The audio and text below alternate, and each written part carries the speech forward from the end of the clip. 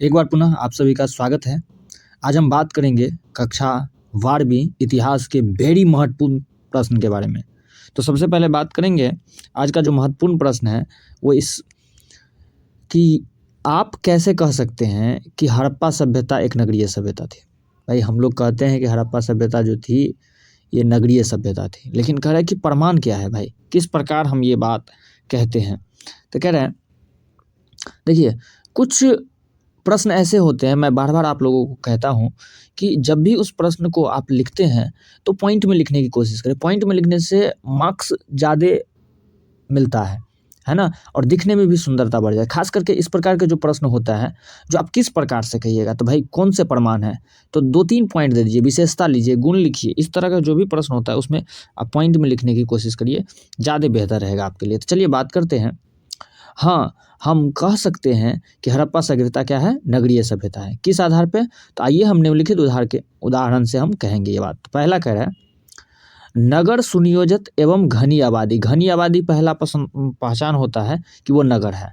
अगर आबादी दूर दूर है तो इसका मतलब क्या है, वो गांव होगा, और आबादी पास पास है तो इसका मतलब क्या हुआ कि वो नगर है। ठीक है, तो पहला क्या है, घनी आबादी। दूसरा क्या है, सड़कें सीधी और चौड़ी। सड़कें क्या है, सीधी है और चौड़ी भी है।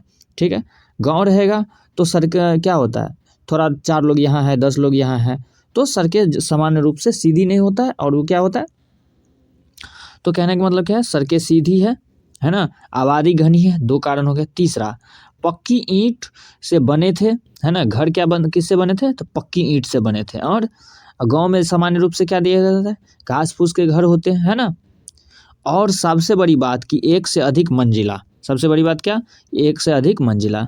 प्रत्येक घर में कुआं व स्नान घर। देखिए ऐसी व्यवस्था शहर की है कि सबका अपना अपना कुआं होगा, अपना अपना स्नान घर होगा।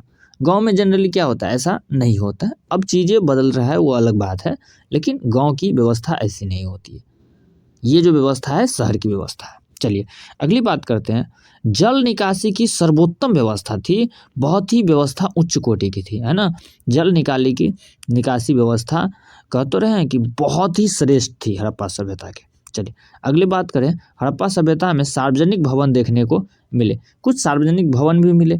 तो सार्वजनिक भवन और किस प्रकार हम कह सकते हैं, तो लोथल में डॉकयार्ड मिले हैं, जिससे पता चलता है कि मुख्य व्यापारिक केंद्र डॉकयार्ड मिला है, कह सकते हैं ये व्यापारिक केंद्र है। तो व्यापार कहाँ होता है, शहर में ही तो होता है।